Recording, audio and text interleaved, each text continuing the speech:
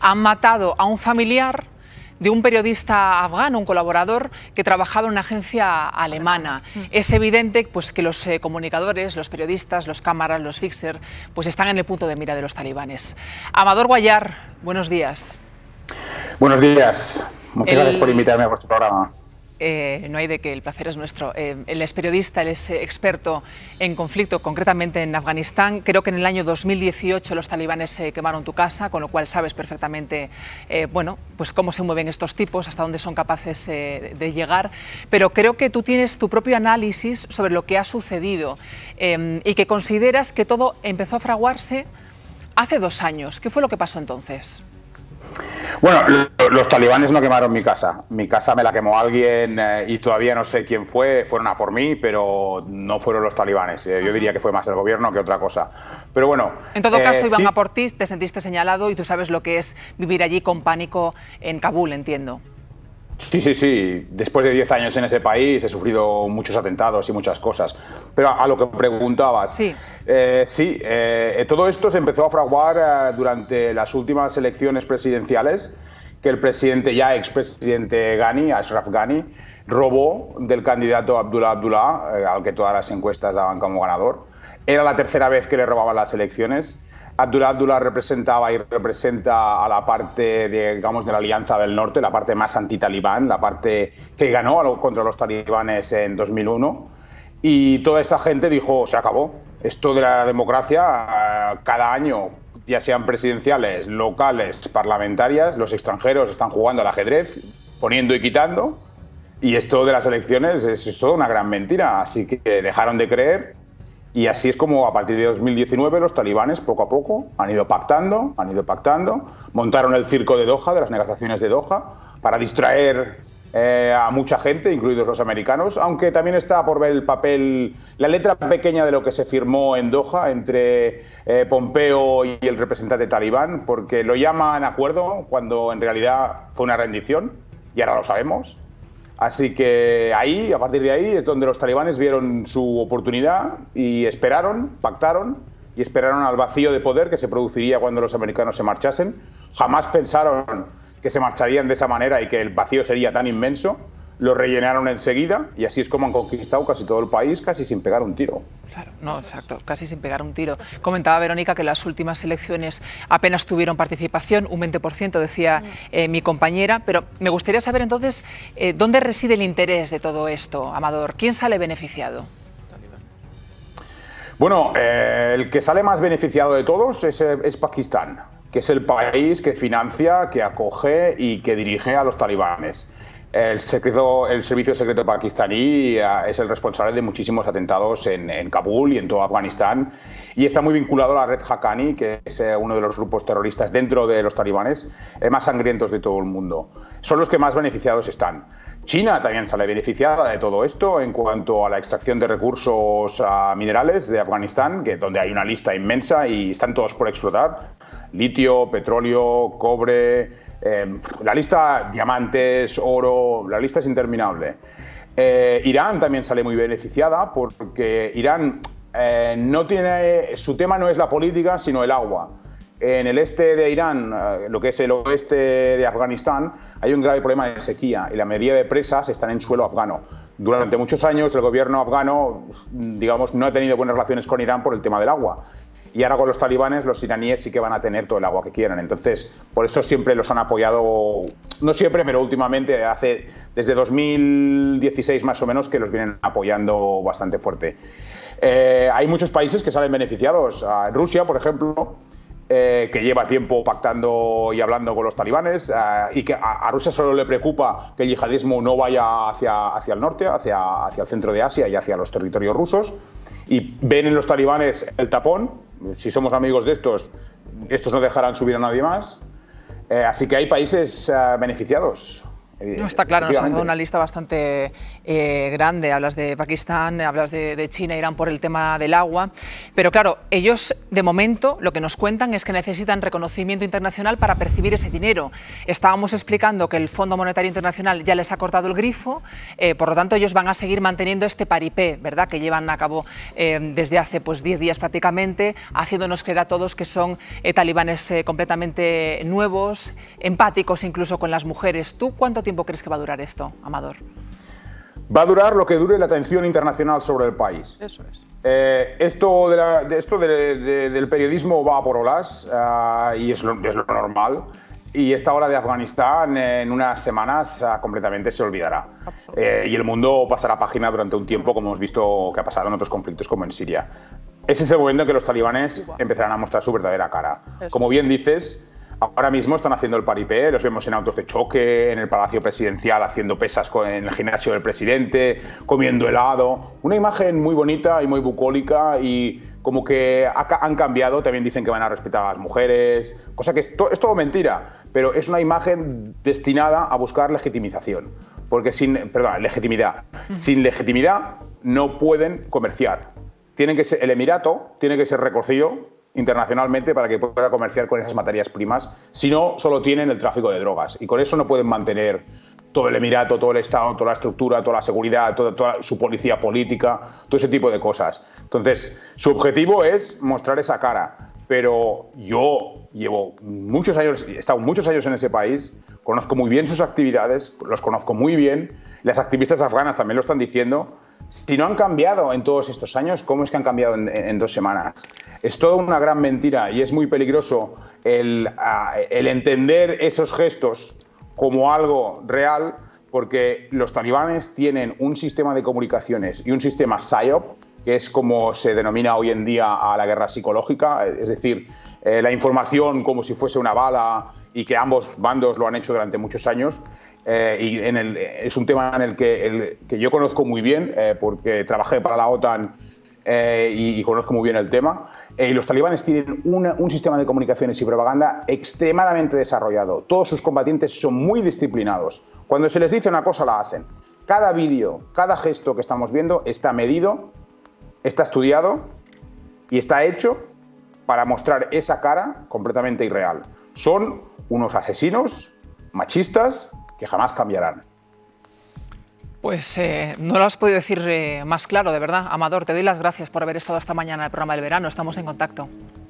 Muchísimas gracias a vosotros. Gracias. Me parece muy destacable esto que explica del papel de la prensa, que es fundamental. No lo ha podido decir de una manera más rotunda. En el momento en el que se vaya a Estados Unidos y sobre todo en el momento en el que no haya cambio. Vamos a hablar con uno de los mayores expertos en el conflicto de Afganistán. Vivió allí en el país durante 10 años. Amador Guayar es periodista. ¿Qué tal? Muy buenas tardes. Buenas tardes. ¿Cuándo se empezó a fraguar este avance de los talibanes y esta conquista del país que terminó por fraguarse en el fin de semana?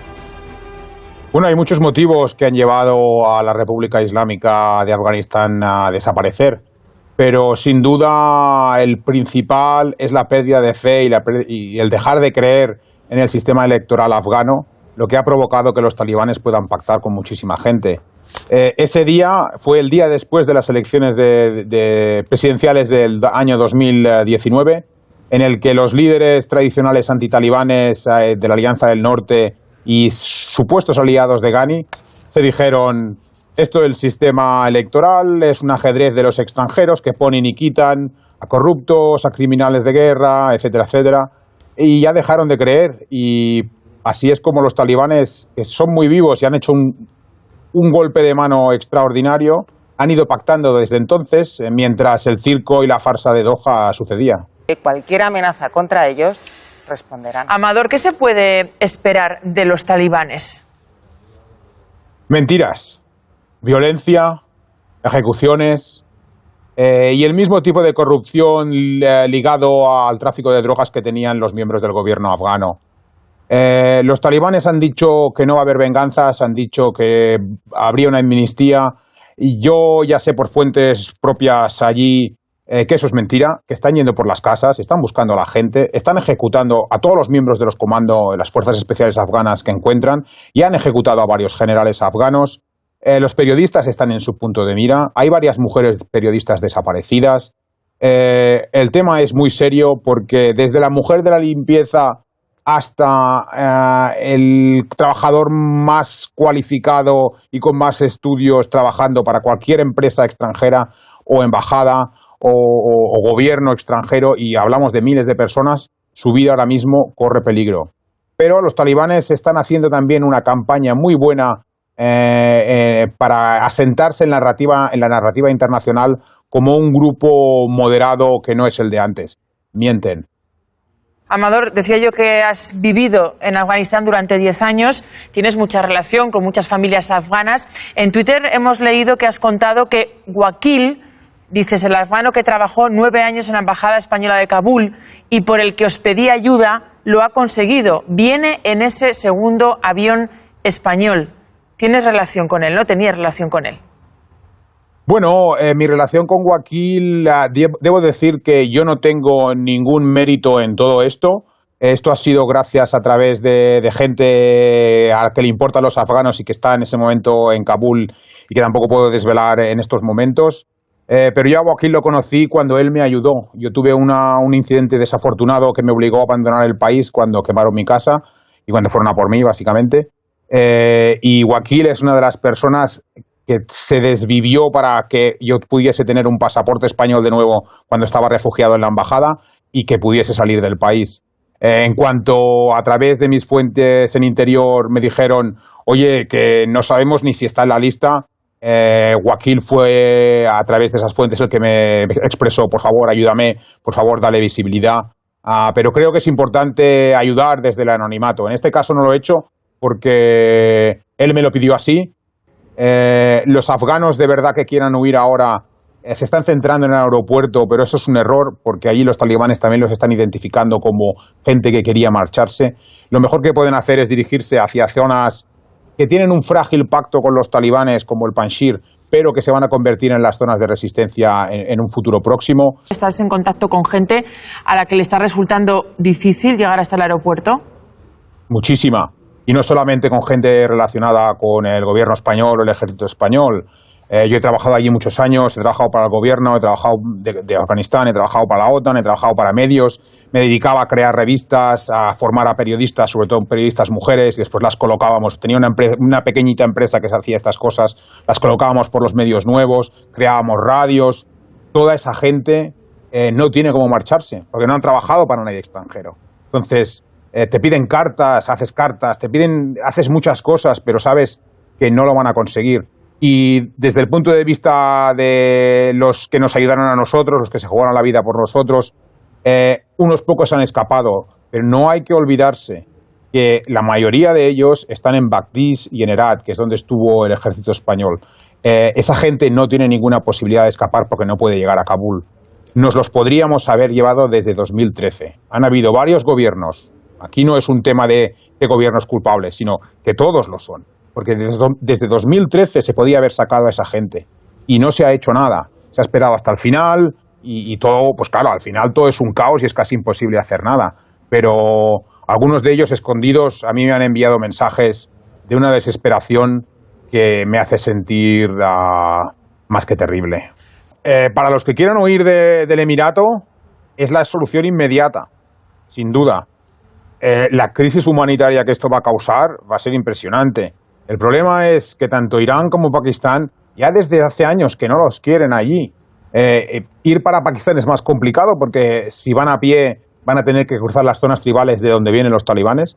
Las opciones hacia Uzbekistán, Tayikistán, los demás países que están alrededor e Irán son muy limitadas porque los uzbecos no están dejando pasar a la gente o a la gente en contabotas, a la gente que tiene dinero, lo mismo que los tayikos. Irán no quiere más refugiados afganos porque ya cuenta con cientos de miles de ellos y es una solución, es la única solución ahora mismo para los que quieran huir, pero es una muy mala solución. Porque, Amador, ya sabemos también que los talibanes tienen una lista de personas, nombres, apellidos, que colaboraron con Estados Unidos, con los países de la OTAN y están yéndoles a buscar puerta a puerta. ¿Esto te consta que esté siendo así? Me consta. Los talibanes y durante este tiempo han desarrollado un sistema de comunicaciones y de inteligencia extraordinario y auspiciado por el Servicio de Inteligencia pakistaní. Y durante todo este tiempo han ido recogiendo nombres y fotos, las redes sociales han ayudado mucho en eso. Saben quién es quién, saben quién ha ayudado y quién no, quién es enemigo y quién no. Si has ayudado a los extranjeros, eres parte de los infieles. Tienen nombres, tienen listas, entre las que me encuentro, por cierto, al haber trabajado para la OTAN y el gobierno afgano, y a los que estén y puedan pillar, los van a ir a buscar. Amador, ¿por qué no ha funcionado la resistencia del gobierno afgano? Se supone que era un ejército que estaba preparado, tenían armas, habían recibido dinero de Estados Unidos, de los países de la OTAN. ¿Qué ha pasado? No es que no pudiesen, tenían la capacidad para hacerlo. Es verdad que el ejército afgano no estaba entrenado como debería y no tenía el equipo que debería en muchas partes del país, pero podían haber resistido mucho tiempo. Pero simplemente han dejado de creer, han dejado de tener fe en este sistema democrático que nosotros les vendimos como de todo lo malo, lo mejor, un sistema que podría incluir a todas las nacionalidades y traer la igualdad, apoyado por una constitución. Y ellos creyeron en ello, pero elección tras elección tras elección ha sido una farsa, todas y cada una de ellas. El candidato eterno perdedor, Abdullah, por ejemplo, ha perdido 3 veces, se las han robado 3 veces. Entonces, al final, incluso los aliados de Ghani, que más odiaban a los talibanes, como Ata Mohamed Noor o Dostum o Ismail Khan, que son los señores de la guerra tradicionales del norte y que vencieron a los talibanes en 2001, hasta ellos le han dado la espalda al presidente y han pactado con los talibanes el poder escapar y el poder salir del país. Entonces, no se ha perdido por el poderío militar americano, por el poderío militar talibán. Se ha perdido porque los que debían defender a la república han dejado de creer en ella y por eso han podido pactar con los talibán. Atacar a los talibanes. Amador, ¿esta resistencia tiene alguna posibilidad de subsistir, algún futuro? Bueno, hay que tener en cuenta que lo del Panjshir sí y no, porque los Rabbani y los Massoud, que son las familias que dominan por ahí, han pasado por Pakistán, no sé, por fuentes dentro de la inteligencia norteamericana, han pasado por Pakistán, han hecho un trato de no agresión, es un trato para ganar tiempo sin duda. El vicepresidente Saleh se encuentra allí con los supervivientes de los comandos, los que no han podido huir o los que no han caído asesinados. Tiene una pequeña fuerza. Él será el brazo militar de esa pequeña resistencia que se producirá seguramente en el futuro. El hijo de Massoud es un grave problema porque es el chico del póster y queda muy bien, pero se ha criado en el extranjero, entre algodones, en París, en Francia, lo quieren mucho, pero los Panjshiris no lo conocen y lo que es más importante, no es su padre, no tiene la experiencia militar que tenía su padre. Quedará bien y servirá mucho para, digamos, conseguir ayuda futura para que esos grupos puedan seguir existiendo. Porque los talibanes, aunque tienen un pacto de no agresión ahora en el Panjshir, los más extremistas como los Haqqani, que odian a los Panjshiris, ese pacto no va a durar nada y esas hostilidades van a empezar en cuanto la atención internacional deje de estar en Afganistán. Así que de momento sobreviven allí y si algún día hay una recuperación, si algún día hay una resistencia, comenzará allí. Amador Guayar, periodista y experto en el conflicto de Afganistán. Muchísimas gracias por atendernos y gracias por todas las claves. Hablaremos a lo largo de estos días. Un saludo. Muchas gracias por invitarme al programa. Gracias. Después... El tema es un tema muy complejo y daría para varios libros, pero así a grandes rasgos, Al-Qaeda es un grupo, los 3 grupos tienen una misma filosofía yihadista y una visión del mundo muy similar en cuanto a mujeres, no derechos para ellas, su visión del Islam, la Sharia es muy similar, pero sus objetivos son muy diferentes. En el caso de Al-Qaeda es un grupo internacionalista que aspira a la yihad mundial y que se haga en todos los países. Durante mucho tiempo se entrenó en Afganistán y por eso se invadió en 2001. Poco a poco han ido volviendo, ha habido momentos en que casi habían desaparecido, pero con el avance de los talibanes han ido volviendo. Mis fuentes en el ejército afgano, en el extinto ejército afgano, siempre me contaron que incluso había miembros de Al-Qaeda entrenando en el uso de morteros y otro tipo de armas.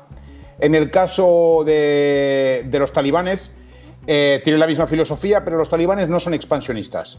Ellos solo quieren controlar Afganistán. Solo quieren que la Sharia esté en Afganistán y es lo único que les preocupa. También la extensión de las zonas tribales en Pakistán, pero ese es su territorio y no quieren conquistar más allá de ahí.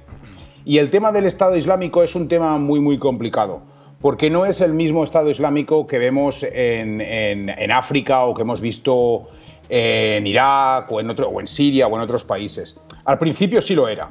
Ellos llegaron en 2014 a Afganistán y se ofrecieron a los talibanes. Los talibanes no quieren extranjeros, sin tener en cuenta lo de Pakistán, no quieren extranjeros en su país, ni que sean de su misma filosofía. Así que les dijeron, ni hablar.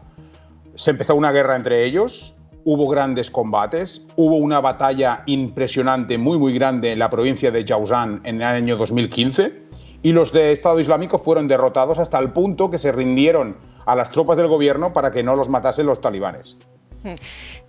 Entonces, ya solo para terminar, al final ese grupo se pasó un poquito a Nangarhar y tuvo una pequeña célula allí. Entonces, desde entonces, todo lo que nos han dicho del Estado Islámico, incluyendo lo que está diciendo el presidente Biden, que una vez más demuestra que no tienen idea del conflicto afgano, el Estado Islámico de ahora está dominado por la red Haqqani, que es parte de la élite y dirección del gobierno talibán. Lo han utilizado siempre desde 2015 como paraguas para hacer sus crímenes más horrorosos y no ponerse a la opinión pública afgana en contra. Por supuesto, el riesgo de atentado es muy, muy alto.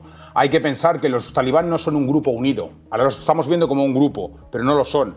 Hay muchas escisiones, hay muchos comandantes, hay muchas visiones, hay gente más extremista, menos extremista, hay gente que quiere pactar, hay gente que está harta de la guerra, hay gente que quiere continuar.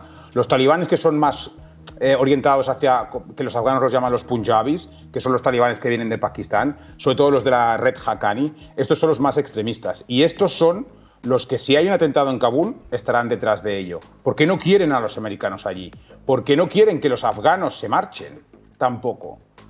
Pero la dirección talibana ahora necesita legitimidad internacional y no puede permitir grandes enfrentamientos. Van a intentar evitar que eso pase, pero hay radicales dentro de los talibanes que no tienen ningún problema. Es una amenaza muy, muy real y hay que empezar a pensar que quizás, si solo es hasta el 31 de agosto el puente aéreo, hay que empezar a pensar en alternativas en las fronteras de Afganistán, con Pakistán, con Uzbekistán, con Tayikistán, para que los refugiados se dirijan hacia allí, porque pronto el aeropuerto de Kabul puede ser una trampa mortal. ¿Qué posibilidad hay de que esa amenaza se traslade a suelo europeo, esa amenaza terrorista a suelo europeo y estadounidense por la situación actual de Afganistán? Bueno, es muy real.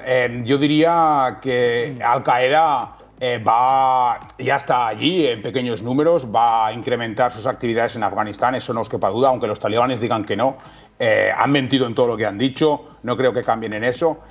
Sí que va a tener consecuencias. A mí me preocupa más ahora la oleada migratoria que va a suceder a consecuencia de esto, pero sin lugar a dudas, muchos islamistas del mundo están viendo lo que sucede en Afganistán y eso puede derivar en que se embalantonen y que decidan atacar a Occidente si les viene en gana. Volvemos a Afganistán porque en las últimas horas Joe Biden ya ha dejado claro que el 31 de agosto será la fecha límite para permanecer en el país. We are currently on a pace to finish by August the 31st. Each day of operations brings added risk to our troops. The acute and growing risk of an attack by a terrorist group known as ISIS-K. We agreed that none of us are going to take the Taliban's word for it. We'll judge them by their actions. Lo que está sucediendo en Kabul, el aeropuerto es una isla que se está viniendo abajo. A mí me llegan ya informaciones de que los Estados Unidos ya están empezando a hacer las preparaciones para la parte final y para evacuar. A mí ya me han llegado misivas de Kabul y algunas las están publicando en redes sociales de mujeres que están diciendo: si no me sacan de aquí me voy a suicidar.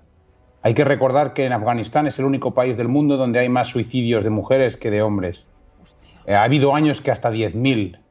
Entonces, el mundo está olvidando a millones de mujeres que simplemente van a dejar de existir como mujeres serán un receptáculo para bebés y limpiadoras. Nada más. La cara que están enseñando a los talibanes, lo que están diciendo sobre no perseguir a las mujeres, dejarlas a hacer su vida, estudiar, es todo mentira. Es todo mentira. Han mentido siempre. El advenimiento del Emirato significa la muerte de la libertad de la mujer en Afganistán, que ya estaba en entredicho y que había conseguido muy pocas cosas. Pero esas cosas que había conseguido habían puesto una semilla democrática que tarda muchísimo tiempo en germinar. Mucho más que 20 años. Y estas mujeres, que como bien indicaba la cineasta, que sus palabras rompen el alma, como bien indicaba, esa semilla estaba ahí. Y esa semilla ahora la hemos aplastado, diciendo, se acabó. Amador, vamos a escuchar a los talibanes porque no quieren mover de ninguna de las maneras la fecha del 31 de agosto como el día marcado para que las tropas estadounidenses y las internacionales abandonen el país. Vamos a escuchar. باید دوی خپل ټول ځواکونه او ټول هغه کسان یا قراردادیان چې بهرنیو پر اړه لري هغه وباسي. نور د افغانانو ایستلو موږ اجازه نه ورکوو، د سره خوښ هم نه یو او له هغه نه یې خواته موږ دوی ته اجازه نه ورکوو په هیواد کې. نور د افغانانو ایستلو موږ اجازه نه ورکوو، د سره خوښ هم نه یو. Dejan claro que están dispuestos a cualquier cosa si el 31 de agosto no abandonan las tropas internacionales el país. Al hombre que estaba hablando, Zabiullah Mujahid, yo tuve la ocasión de entrevistarlo hace unos años. Sigue siendo el mismo que prometía ciertas cosas de protección hacia los periodistas afganos y que nunca se cumplieron. Creérselo yo creo que es un error. En cuanto a por qué están presionando tanto, de hecho están dejando ahora la manga ancha. Los talibanes están luchando entre ellos ahora mismo porque los talibanes tienen muchos grupos diferentes en su interior. Hay algunos más radicales, otros menos radicales. Los más radicales no quieren que ningún afgano salga. No quieren que esta evacuación que da una mala imagen para el Emirato continúe. Pero de cara a encontrar legitimidad internacional, necesitan que esta evacuación se produzca, pero que se acabe cuanto antes, porque tienen a la gente en su punto de mira y hay a muchos a los que los quieren cazar y no les gusta que se vayan, especialmente a todos los miembros de la red Haqqani, a todos los talibanes más extremistas, que para ellos esto es una especie de derrota. Pues simplemente no pueden llegar a la puerta y las tropas españolas, los efectivos españoles no pueden salir por un tema de seguridad, no pueden abandonar el perímetro. Y debo decir que yo estoy en contacto con algunos de ellos allí, porque algunos de ellos son amigos, por mi previa experiencia en Kabul, y os diré un comentario que me ha dicho un soldado norteamericano, también muy amigo mío, que está por allí. Mientras la mayoría de países han cogido a su gente y se han marchado, los españoles son uno de los pocos que están en la puerta, al pie del cañón, haciendo y desviviéndose para intentar meter al máximo de gente dentro. Sí se podrá, pues sí podrán seguir sacando gente del país, aquellos afganos que cuenten con documentación legal para poder hacerlo, es decir, con un visado, aunque es difícil creer en la palabra de los talibanes. Dicen que debido a esto, que permitirán esta salida, no es necesaria una extensión de la fecha límite. Amador, ¿nos podemos fiar de esto? Yo no me fío de nada de ellos. Vamos a fiarnos de una gente que sigue ejecutando a las mujeres por los mal llamados crímenes de honor, las lapidan, les disparan en la cabeza en público. Hay que tener en cuenta que estamos recibiendo toda la información ahora de Kabul. ¿Qué está pasando en las provincias? ¿Qué está pasando en Kandahar, en Herat, en Balkh? ¿Qué está pasando en las grandes capitales? No sabemos absolutamente nada de lo que están haciendo allí. Entonces, hasta que no haya una prueba fehaciente que esta gente ha cambiado un mínimo, que yo lo dudo y no me los creo, yo creo que todas estas promesas son bastante falsas. Además, cuando se haya marchado la coalición internacional y la evacuación haya terminado, ¿quién va a ir a los talibanes con un papel diciendo yo he trabajado para los extranjeros, dame un visado? Es cuestión de días, en algunas ocasiones es cuestión de horas. Los que lo tienen que intentarlo ya y tienen que seguir presionando ya, porque a mí también me llegan informaciones apuntando a que Estados Unidos ya está empezando a desmantelar, ya está empezando a hacer los preparativos, y cuando eso empieza significa que se cerrarán las puertas y todavía hay que sacar a toda la cantidad inmensa que hay de gente dentro del aeropuerto. Entonces, estamos en el punto límite en el que ya no podrán dejar entrar. Se acaba el tiempo y dentro de muy poco los que se quedan tendrán que dirigirse hacia las fronteras si quieren salir del país. Bueno, y a partir de ahora los países también tienen que decidir cómo quieren tratar al gobierno talibán. Joe Biden dijo ayer que se les juzgará a los talibanes por sus acciones y que el mundo hará un frente común contra ellos. The G7 leaders and the leaders of the EU, NATO, and the UN all agreed that we will stand united in our approach to the Taliban. We agree that none of us are going to take the Taliban's word for it. We'll judge them by their actions. Para terminar, Amador, es difícil, ¿no?, la estrategia que a partir de ahora se ponga en marcha sobre qué hacer con los talibanes y cómo tratarlos. A mí lo que me sorprende, tienes toda la razón, y a mí lo que me sorprende es que el presidente Joe Biden esté diciendo que los juzgaremos por sus acciones futuras. ¿Qué pasa con todas las acciones pasadas? ¿Qué pasa con todos los crímenes de guerra?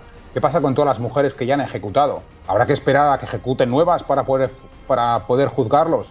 Creerse a los talibanes es como creerse al diablo. Estamos hablando de hablar o reconocer a un régimen que fundamentalmente piensa que las mujeres no pueden salir de casa sin un acompañante masculino, no pueden llamar, no se pueden educar, no pueden tener un futuro, que uno o aplica la ley la ley moral sharia que ellos tienen, o es un infiel o acaba muerto. Es una gente que no tiene punto medio, es una gente con la que no se puede hablar. Es más, la administración americana, todas las veces que he hablado con ellos, y ellos les han prometido algo, como se ha visto en Doha, han mentido en todo. Entonces yo no entiendo al presidente Biden diciendo hablaremos con ellos dependiendo de sus acciones futuras. Es realmente, para la gente que hemos estado allí y para los muchísimos veteranos de Afganistán, norteamericanos con los que he tenido la oportunidad de hablar estos días, todos me dicen lo mismo, que no entienden que el presidente esté tan fuera de la realidad. Amador Guayar, periodista, muchísimas gracias. Siempre es Gracias un placer. a vosotros. Un saludo. Están viendo